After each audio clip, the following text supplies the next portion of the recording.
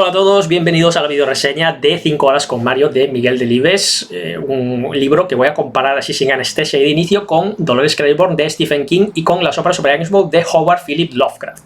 Por supuesto, hablando de las diferencias y demás, ¿vale? Pero creo que es un libro que tiene muchas similitudes y que podría ser perfectamente equiparable a cualquiera de ellos dos, aunque por supuesto es mucho menos conocido. Pero vayamos por partes. Miguel Delibes no suele ser muy querido como autor porque básicamente suele ser, sus obras suelen ser puestas de lectura obligatoria, tanto en institutos como en universidades, y por tanto pues lo que te obligan a leerlo pues ya normalmente ya no acaba de gustar mucho o no gusta demasiado, ¿no? Pero bueno, en este caso, en mi caso, ¿vale? Pues creo que he ido leyendo sus obras y que son bastante buenas, la verdad. Tienen sus cosas interesantes y pueden ser asociadas a otras obras de otros autores que la verdad es que son obras magníficas y conocidas en todo el mundo. De manera que, bueno, en ese sentido me llama mucho la atención. Pero vamos con 5 horas con Mario de por sí.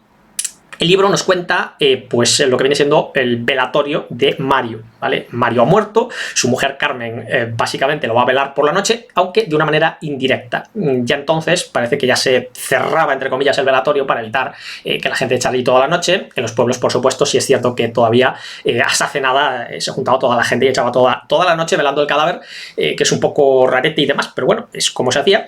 Pero ya os digo que no hace demasiado, todavía se mantenía esta práctica. Y Carmen lo hace de manera indirecta. Básicamente la manera es que pues intenta ir a dormir, intenta ir a descansar, aunque no pueda dormir, y cuando se encuentra por la noche que está inquieta y demás, pues acaba por monologar consigo misma o hablar consigo mismo de toda su vida con Mario. El inicio es interesante, porque el inicio básicamente vemos cómo tiene el aprecio a su marido, obviamente tiene su afecto, y vemos cómo le cae bien Mario, ¿vale? Estamos hablando de que entonces no había divorcios, de manera que te casaste, pues no es que la cagaste, pero si el casamiento no era feliz, pues no iba a ser feliz en mucho tiempo, o por lo menos lo iban a pasar bastante mal. Normalmente era la mujer la que peor lo pasaba, pero bueno, entiendo que habría un poco de todo. En cualquier caso, pues Carmen tiene un matrimonio feliz con Mario y eso lo va demostrando en los primeros capítulos. Sin embargo, según va avanzando, vemos cómo va bajando poquito a poquito lo que viene siendo ese afecto y empieza a encontrar esos pequeños resquemores que es normal que haya en una relación de mucho tiempo y sobre todo, pues como digo, en la época quizás unos problemas que aunque sean pequeños podrían haber llevado a la pareja a separarse en nuestros días, pero que entonces en los años 60, lógicamente, pues no era una opción. Me parece muy interesante cómo va sacando esos pequeños detalles. No creo que sean importantes los detalles en sí mismos, ¿vale? Pero sí es cierto que hay partes del propio carácter de Mario, es cierto que hay partes de su propia manera de hacer las cosas, y partes de la propia vida que ha elegido Mario, ¿no? O sea, yo creo que hay una crítica global a ese matrimonio, lo cual es bastante curioso, bastante interesante, y creo que vale la pena no quedarse tanto con los detalles en sí mismos, sino con el hecho de que al final Carmen tiene una serie de reclamaciones a Mario, ¿vale? Aún a pesar de que ya está muerto, ¿no? Pues tiene esas reclamaciones hacia él que son bastante, como digo, pequeñas, pero bastante sólidas. En el lenguaje y la forma de hablar, al ser un monólogo, pues es un poquito diferente a cómo se suele escribir, ¿vale? Hablamos de una manera más espontánea, cuando escribimos intentamos estructurar las cosas pues de una manera mucho más cuidadosa. Comentaban por ahí que si realmente habláramos con la gente al igual que mandamos emails, pues todo el mundo iría mejor, ¿no? Porque básicamente pues seríamos mucho más amables, intentaríamos especificar mucho más lo que queremos y, bueno, pues os lo he dicho, seríamos amables tanto al inicio como al final y trataríamos de mantener pues una conversación cordial. En este caso podemos ver cómo Carmen mantiene un monólogo y un monólogo interior. No es un monólogo en principio para que lo vea nadie, de manera que ella pues no tiene ningún tipo de cuidado a la hora de expresarse. Eso está muy bien porque utiliza laísmos, por ejemplo, que Delibes no tenía laísmos, o por lo menos en el resto de sus libros no han aparecido laísmos ni nada por el estilo. Utiliza expresiones de la época, expresiones que podía utilizar un ama de casa de la época, pero que difícilmente utilizaríamos a día de hoy o utilizaría un escritor de la época, ¿no? Como quiero decir, es un lenguaje poco formal que creo que le va como anillo al dedo, porque al fin y al cabo lo que queremos es escucharla a ella como va hablando de su vida.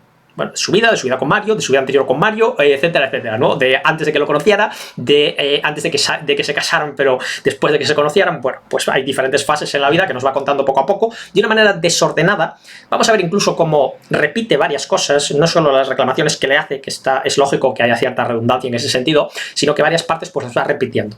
No hay un cambio sustancial en las partes y es cierto que va añadiendo diferentes detalles cuando cuenta algo de nuevo, pero no hay cambios, ¿vale? No podemos hablar de un narrador no fiable, ¿no? De estos narradores que recuerdan una cosa pero luego fue otra. No, realmente pues lo que hace es ir agregando información que a veces cambia un poquito el sentido de la situación, pero que al fin y al cabo pues más o menos viene siendo lo mismo. ¿Por qué este lenguaje no formal, ¿no? ¿De dónde viene este monólogo? Pues es el monólogo que ella va realizando con pequeños encabezados de la Biblia. Vale, esto suena así un poco de aquella manera, pero bueno, se utilizan esos pequeños encabezados, que da la sensación de que está como leyéndolo y distrayéndose, tiene su gracia hasta cierto punto, ¿no? Al fin y al cabo, pues es ella la que se encuentra por ahí y dice, ay, ¿esto qué es, no? Y va leyendo pues esas primeras líneas, que al fin y al cabo, como digo, es un encabezado, y a partir de ahí pues desarrolla el resto de lo que quiere contar. Parece bastante curioso, desde luego. Bueno, es la época que era, entonces es normal que apareciera como encabezado la Biblia, pues según sea la época o sea la situación, pues podría aparecer de encabezado cualquier otra frase conocida o cualquier otro libro que pudiera ser más o menos conocido. ¿Por qué lo comparo con obras como Las sombras sobre Innsmouth o Dolores Clairo, de autores tan importantes como Stephen King o Howard Phillips Lovecraft? Pues lo comparo porque creo que hay bastantes similitudes. En Dolores Claiborne básicamente nos encontramos con una persona mayor, una persona que quizás podría haber tenido en las mismas circunstancias una vida similar a la de Carmen, pero en este caso la encontramos declarando en la policía pues como no ha cometido un asesinato, ¿no? O sea, confiesa algo que ha hecho malo, pero al mismo tiempo pues se cubre de pues un asesinato supuesto que ha sucedido y que ella pues se cubre diciendo que ella no tiene nada que ver y pues le va contando las coartadas que tiene, las diferentes coartadas que tiene en ese sentido. Bueno, eso está bien. Vemos cómo en algún caso se dirige hacia alguno de los policías que está por allí de una manera personal, no como un testimonio en sí mismo, y eso está bastante curioso, y sobre todo pues nos va contando toda esa historia anterior. ¿Cuál es la diferencia con 5 horas con Mario? Y es que cuando Carmen va hablando, va recordando pequeñas escenas y sin embargo Dolores Claiborne va teniendo una narración que, aunque se nota y se ve que es una narración hablada, no es una narración lógicamente con un orden estricto, pero sí un orden temporal. ¿Vale? Y ese orden estricto desaparece porque al fin es una persona que está hablando, se va dispersando, va viendo una cosa, va viendo otra. Esto, como digo, se nota muchísimo en 5 horas con Mario porque no hay esa narración formal, no hay esa narración temporal, sino que directamente pues va soltando lo que se va acordando, ni más ni menos. Con lo cual, pues vemos cómo va entrando en situaciones una y otra vez, añadiendo esa información, como digo, en ningún caso se va a contradecir, sino que va a ir añadiendo poquito a poquito esa información y vamos a ir conociendo, pues, lo dicho toda la vida, que nos va narrando, que es su vida con Mario, antes, después de Mario, y con él hasta que fallece. De la misma manera, en Las sombras sobre Innsmouth tenemos a un narrador que nos va contando su historia, al tiempo que nos esconde un dato importante. En este caso, el narrador, yo entiendo que en Las sombras sobre Innsmouth el narrador oculta ese dato importante que haría que nos cambiara el punto de vista sobre lo que nos está contando, lo hace a propósito. En el caso de 5 horas con Mario, yo creo que Carmen no lo hace a propósito. Carmen nos está hablando de su vida sin más, ¿vale? Y no nos intenta ocultar información, sino que la va dando fragmentada, porque realmente ella va recordando poquito a poquito esas historias, va recordando poquito a poquito lo que ha pasado y va añadiendo detalles según, pues como digo, pues va leyendo una Biblia, va leyendo los encabezados y se dispersa en la vida que ha tenido con Mario, antes, después y ya cuando muere, ¿no? Yo creo que es bastante curioso, ¿no? Cómo se plantea este tema. Creo que es bastante original dentro de lo que cabe, porque al fin y al cabo, pues aunque estamos hablando de obras pues de terror, como es el caso de Las sombras sobre Innsmouth, y una obra fantástica como es la de Dolores Claiborne, porque al fin y al cabo te hace una narración realista, pero luego encontramos elementos fantásticos por medio, que son bastante sorprendentes hasta cierto punto, pues aquí nos encontramos una obra total y absolutamente realista. Pero como digo, pues con estas pequeñas sorpresas, ¿no? Porque al fin y al cabo, pues ese añadido de información va a hacer que tengamos una mejor visión de lo que nos está contando. Y que a un momento dado pues podamos nosotros entender algo pues de una manera determinada y después al añadir información irlo entendiendo de otra manera. Esto no quiere decir que nos engañe directamente, ya la sensación que da es esa, que nos está narrando de una manera total y absolutamente fideligna, pero que al fin y al cabo pues no te da toda la información en un mismo paquete, sino que lo va mandando poquito a poquito, una y otra vez, y al final pues acabamos sabiendo más de lo que sabíamos inicialmente, o más de lo que sabíamos en el punto anterior, y menos de lo que vamos a saber cuando nos vuelva a ese tema un poquito más adelante. Esas reclamaciones que realiza Carmen, y me voy a centrar ahora un poquito en ellas, son reclamaciones que ella observa sobre el carácter del propio Mario, es decir, todo deriva de ahí. Mario cree que estamos en los años 60 y lógicamente pues vamos a tener mucha gente afín al régimen. Carmen parece ligeramente afín en ese sentido, y vamos a ver cómo Mario pues parece que es un opositor al régimen. No sé hasta qué punto, evidentemente yo no he vivido en esa época, así que no sé si pues tenían graves problemas. Parece ser que Mario tuvo algún que otro problemilla, pero nada demasiado grave. Por eso digo que no sé hasta qué punto es realista en ese sentido y se permitían ese tipo de detractores sin ningún tipo de problema. ¿Vale? La sensación es que igual ha sido por ahí un poco favorable para evitar pues precisamente que hubiera problemas en ese sentido, ¿no?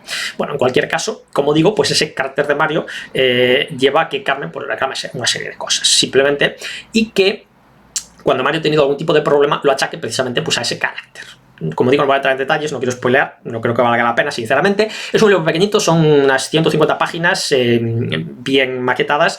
En este caso, en esta edición, tenemos una maquetación con unas líneas un poquito cortas, diría yo, de manera que, pues básicamente, podéis ver cómo las líneas son un poquito cortas y podemos ver que pues el libro realmente debería ser un poquito más finillo, ¿no? Pero bueno, no pasa nada. En ese sentido, ya sabéis que es un libro comprado de segunda mano, así que no hay ningún tipo de problema en cuanto al precio, pero sí me sorprendió, ¿no? Porque las páginas parece que van más rápido de lo habitual y cuando te das cuenta, pues lo dicho, las líneas son demasiado cortas para los libros que aparecen normalmente o que podemos leer normalmente. Como os digo, un libro de segunda mano. Ya sabéis que me voy comprando de Delibes poquito a poquito los libros que no tengo y que voy encontrando por ahí, porque pues al ser de lectura obligatoria pues habrá mucha gente que compre los libros y que luego se intente deshacer de ellos de la mejor manera posible. Yo creo que es, a pesar de ser un autor de lectura habitual, pues creo que es un autor bastante interesante, y creo que según vas creciendo y vas teniendo unos cuantos añitos, pues te va resultando cada vez más curioso. Y bueno, pues ya os digo, muy interesante. Yo realmente os recomiendo el libro. Quizás no se lo recomendaría a un chaval, pero sí creo que para una persona con 20 y pocos años ya empieza a estar suficientemente asentado para entender lo que dice el libro, entender la estructura del libro, entender cómo Carmen va añadiendo poquito a poquito más información según la va recordando. Y bueno, pues lo dicho, un libro muy interesante, o que creo que es muy interesante, y que os recomiendo a todos vosotros. Nada más por ahora, espero que os haya gustado y nos vemos en el próximo libro. Chao, chao.